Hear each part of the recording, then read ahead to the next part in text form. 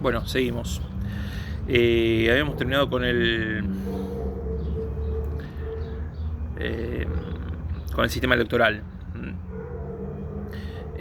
Bueno, entramos entonces en las atribuciones que tiene el presidente. Ustedes van a ver que en la descripción son menos detalladas que las del Congreso. El tema es ver cuáles son, ¿no? Entonces, bueno, la primera dice es el jefe supremo de las Fuerzas Armadas, jefe de gobierno, como les había dicho, y el responsable político de la administración. Básicamente su función es la de reglamentar determinadas leyes del poder legislativo y otro tipo de reglamento que se conocen como reglamentos autónomos. Es decir, tiene una función legislativa material. En el artículo 3, en el inciso 3, es muy importante porque en este inciso habla de la participación en el proceso de formación y sanción de las leyes, ¿no?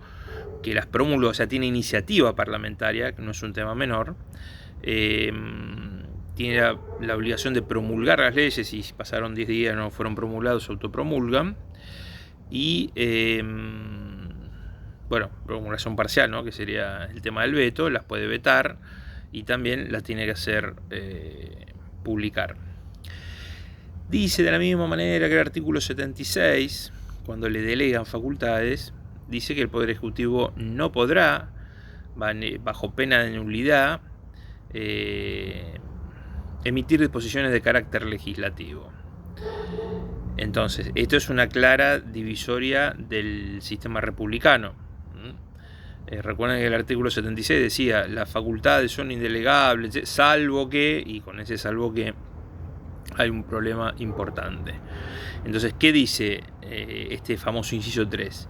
Que dice que cuando las circunstancias fueran excepcionales y que hicieran imposible seguir con el trámite ordinario previsto por la Constitución para la sanción de las leyes, y no se trate de normas que tengan carácter legislativo, que tengan carácter penal, que tengan carácter electoral o de partidos políticos, podrá emitir decretos de necesidad y urgencia, que es lo que actualmente estamos viendo. ¿Por qué? Porque, bueno, el orden institucional se vio alterado por el tema de la pandemia, y dice que una vez que está hecho estos decretos de necesidad y urgencia, el jefe de gabinete de ministros, dentro de los 10 primeros días, tiene que someter a la comisión bicameral, hay una comisión bicameral revisora de los decretos de necesidad y urgencia, que va a determinar si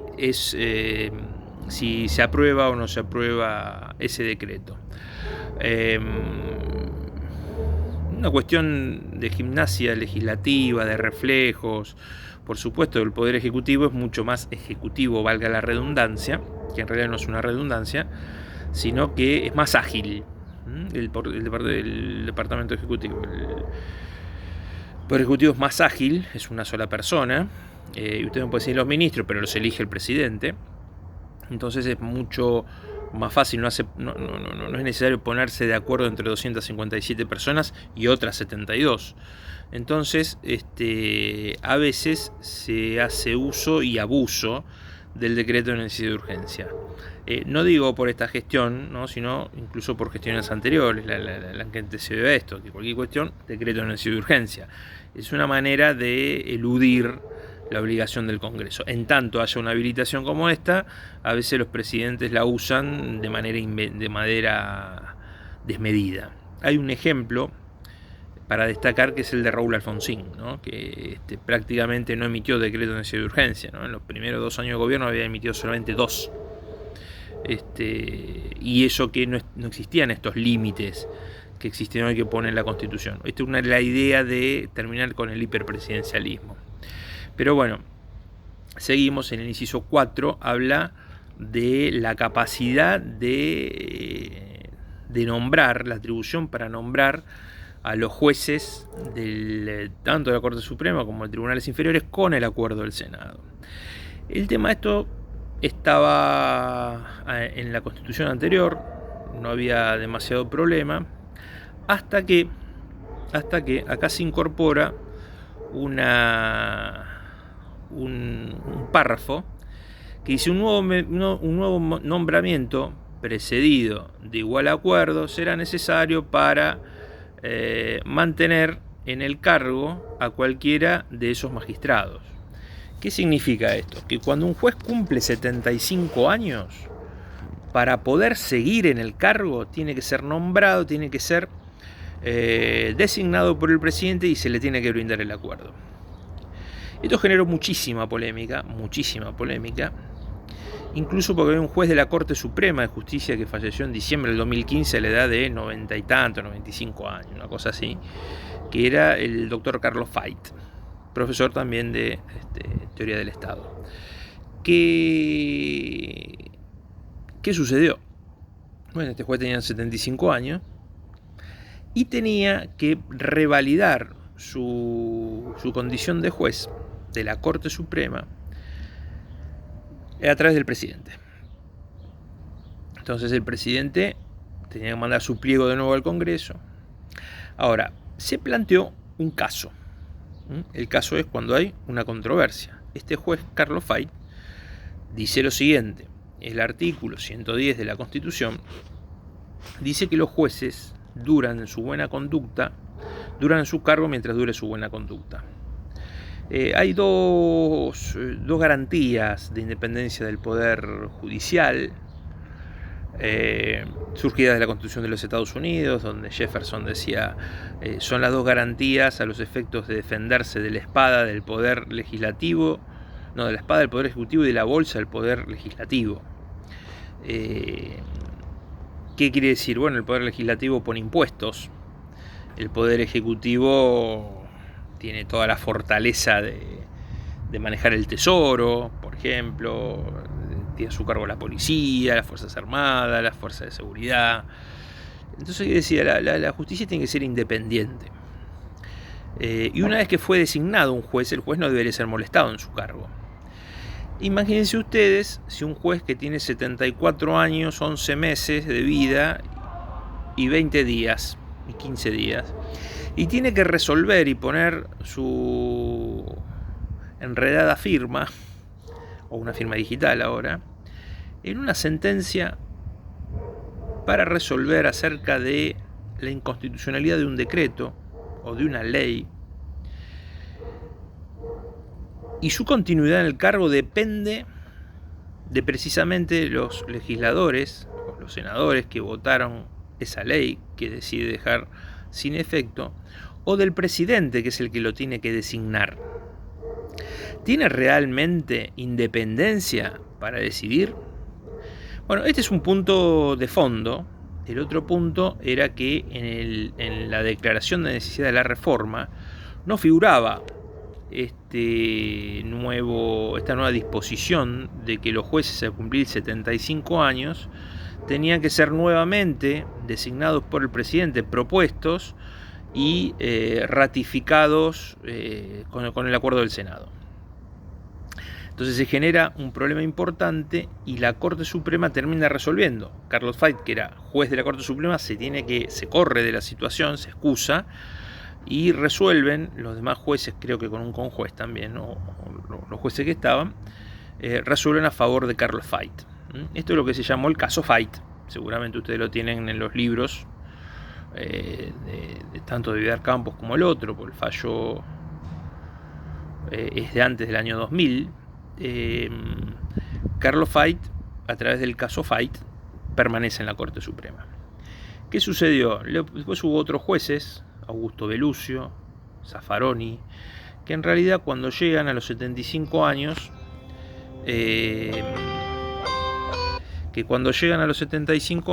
dispusieron renunciar, precisamente para no beneficiarse de ese caso que había sentado un precedente y que los hubiera beneficiado a ellos. Básicamente fue Belucio el primero, ¿no?, en decir, bueno, yo renuncio, porque si yo sigo porque hay un fallo en el cual yo voté y me hubiera beneficiado. Y alguno podría decir, Qué vivo, qué sacrificio. Se jubiló con una jubilación de 400.000 pesos, así cualquiera. Pero la verdad que estar sentado ahí y decidir sobre es un lugar de poder, y este señor tuvo ese gesto noble de renunciar. También renunció este hombre Zaffaroni. Y hoy, esta mañana, que es 14 de julio, o ayer anoche, escuché que el juez Canicova Corral, que es un juez federal de Comodoro Pi, también decidió renunciar, o sea, beneficiarse con la jubilación al cumplir 75 años, sin esperar la ratificación por parte de la presidenta del Poder Ejecutivo y de los senadores. Pero bueno, este es un punto muy polémico del artículo 99, inciso 4. Hay, por supuesto, mucha polémica. Antonio María Hernández, que es un constitucionalista muy destacado, cordobés, que fue reformador de la Carta Orgánica de la Ciudad de Córdoba, constituyente de la Constitución de la Provincia de Córdoba y reformador constituyente del año 94 en la Constitución Nacional, profesor titular de Derecho Constitucional y en su momento presidente de la Asociación de Constitucionalistas. Dice que él viaja por el mundo, y todos se sorprenden al decir que el poder constituido, porque la Corte Suprema es poder constituido, declara inconstitucional una norma sancionada por el poder constituyente. Bueno, hay un juego de palabras, un tema de reenvíos lógicos que habría que verlo, porque la Constitución del 49 también fue declarada inconstitucional, pero por un vicio en el procedimiento. Esto, o sea, en el funcionamiento del poder preconstituyente. Si esto es cierto, que el constituyente toma un punto que no había sido declarado necesidad de reforma, también termina siendo polémico. A mí más que nada lo que no me parece correcto es que la supervivencia, ahí no hay armonía entre el artículo 110, cuando además el artículo 110 se refiere al poder legislativo y la garantía de independencia republicana del poder legislativo. El artículo 99, inciso 4, es una atribución del poder ejecutivo y que tiene que ver más que nada con un procedimiento, con una cuestión más formal que adjetiva, que es la que tiene, que sustantiva, que es la que tiene el artículo 110. Pero bueno, entre sus atribuciones el poder ejecutivo,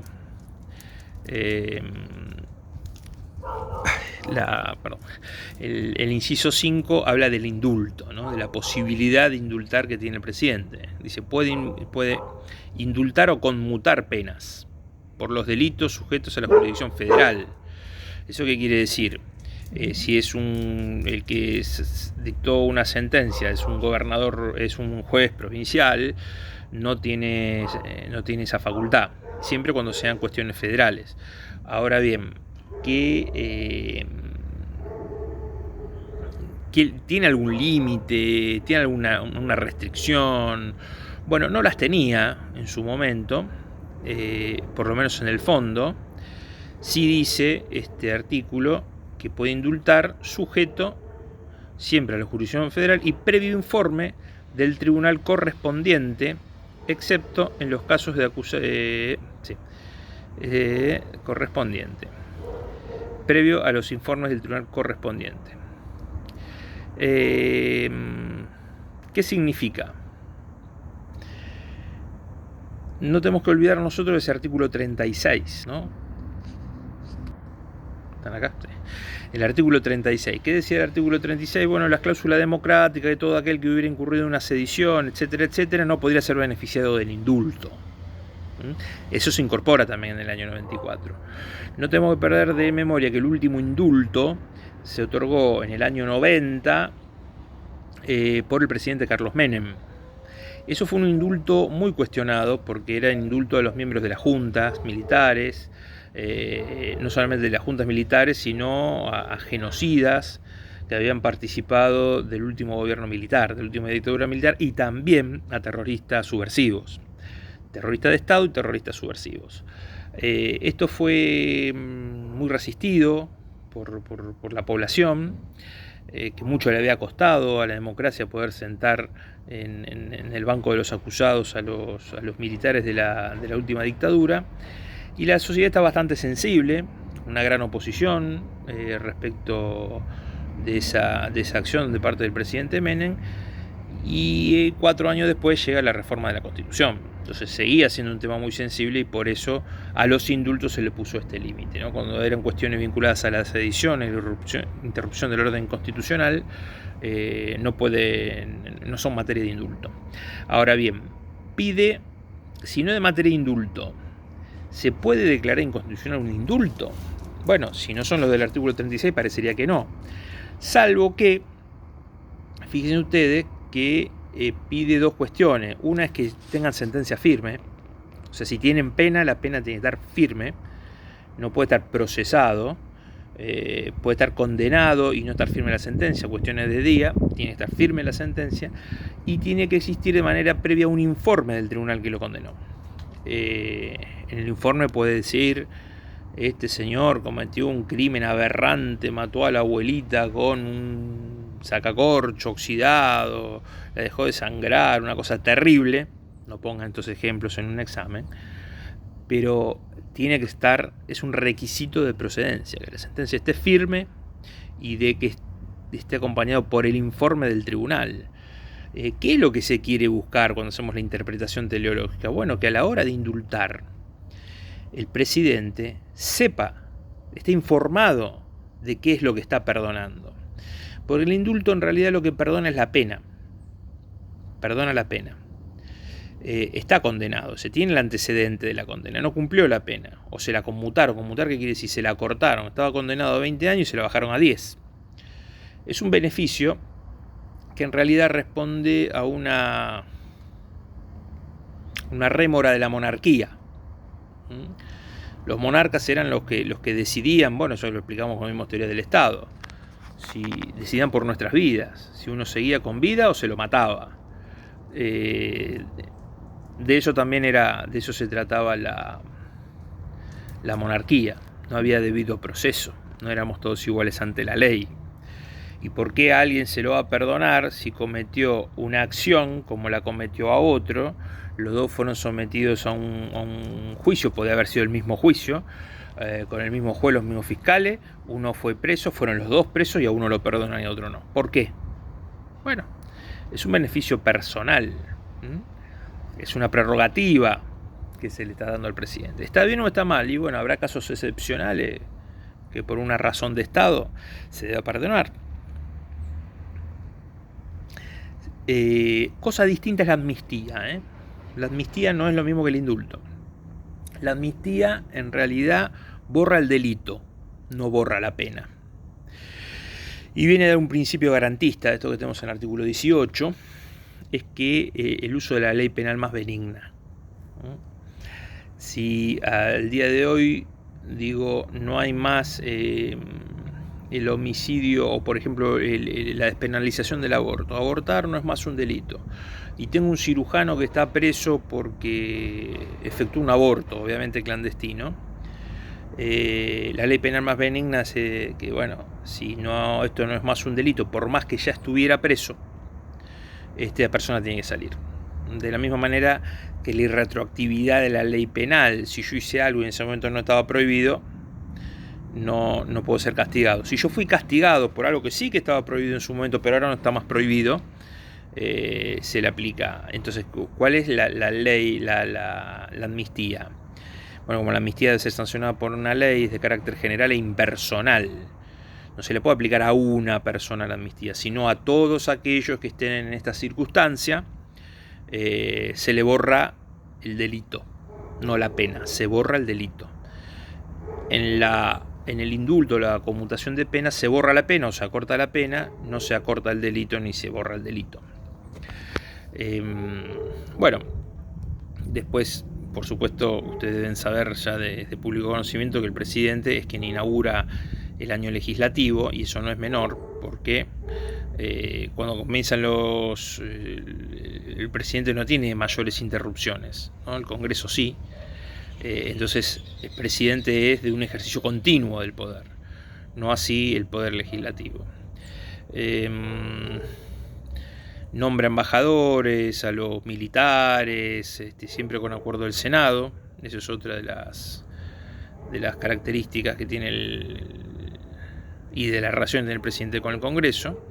La otra es que prorroga las sesiones ordinarias del Congreso o la convoca a sesiones extraordinarias, cuando un grave caso de interés o un orden fundamental así lo requiera.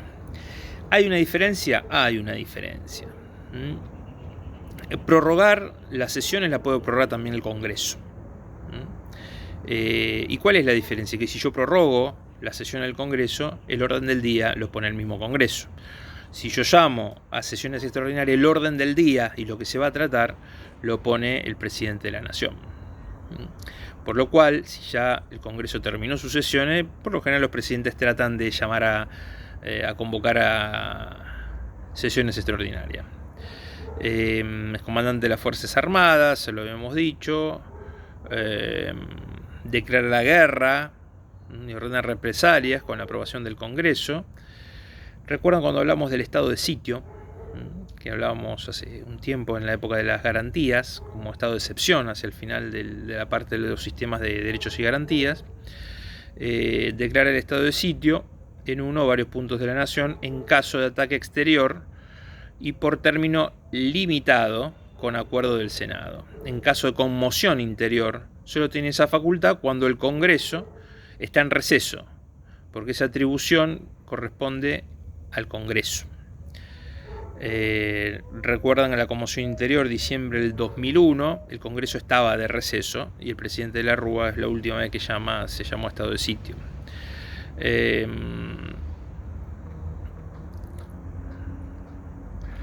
Y finalmente es el encargado de decretar la intervención federal a una provincia de la ciudad de Buenos Aires en caso de receso del Congreso. Si no, ya lo hemos visto, la facultad es del Congreso con una preeminencia importante del Senado, porque es una cuestión federal, y debe convocarlo, ¿no? Una vez que decreta un estado de sitio, debe hacer, pero estado de sitio, la intervención federal debe hacer una convocatoria. Bueno, la intervención federal se nombra un interventor que es el delegado personal del presidente. Y en la intervención federal puede intervenir todos los poderes de la provincia menos el poder judicial. Bueno, pasamos en realidad ahora al artículo 100, que es el jefe de gabinete de ministros, los ministros, etcétera, en un video que se los mando en un rato.